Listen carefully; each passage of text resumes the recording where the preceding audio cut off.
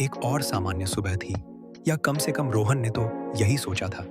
15 साल की उम्र में उसकी दुनिया किताबों, समीकरणों और भविष्य की अनिश्चितताओं से घिरी थी। सूरज की किरणें उसके कमरे में झांक रही थीं, लेकिन उसका ध्यान पूरी तरह से अपनी पाठ्य पुस्तक के पन्नों पर था। उसकी माँ ने उसे नाश्ते के लिए बुलाया और हमेशा की तरह उसने अनिच्छा से अपनी किताबें बंद कर दीं। स्कूल का रास्ता हमेशा की तरह ही व्यस्त था।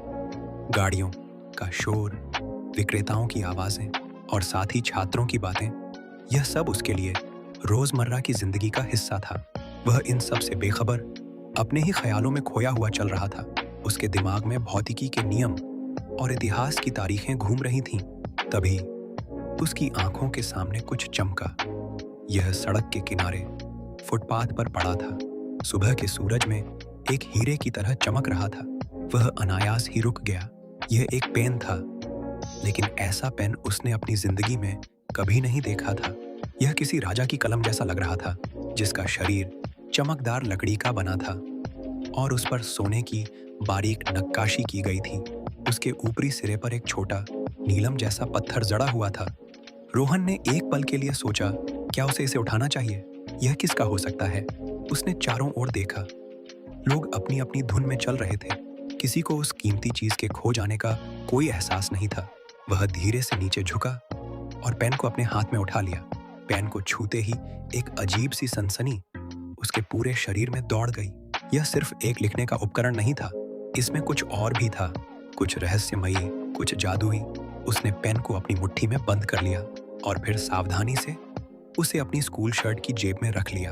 अचानक भौतिकी के नियम और इतिहास की तारीखें उसके दिमाग से गायब हो गईं।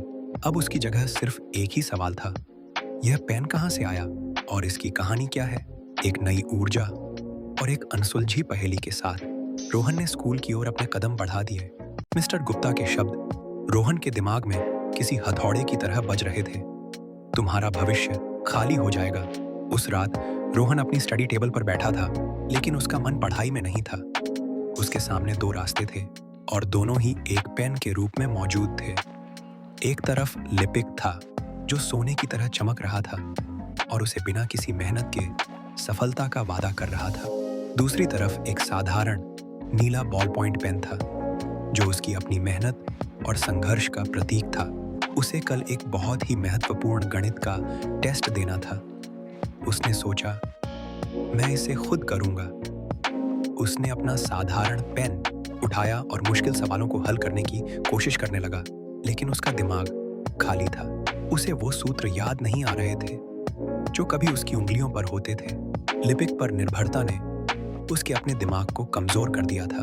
घंटों बीत गए और उसकी कॉपी अभी भी लगभग खाली थी, सिवाय कुछ गलत कैलकुलस और निराशा में खींची गई लकीरों के। उसकी नजरें बार बार उस चमकते हुए लिपिक की ओर उठ रही थीं। वह फुसफुसा रहा था, बस एक आखिरी बार, सिर्फ इस टेस्ट के लिए। आखिरकार वह टूट गया। उसने कांपते हाथों से लिपिक को उठा लिया।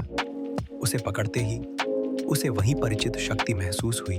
उसे लगा जैसे सारा ज्ञान उसकी उंगलियों के माध्यम से बहने के लिए तैयार है। वह लिखने के लिए नीचे झुका, लेकिन तभी उसकी नजर टेबल के कांच पर पड़े, अपने अक्स पर पड़ी।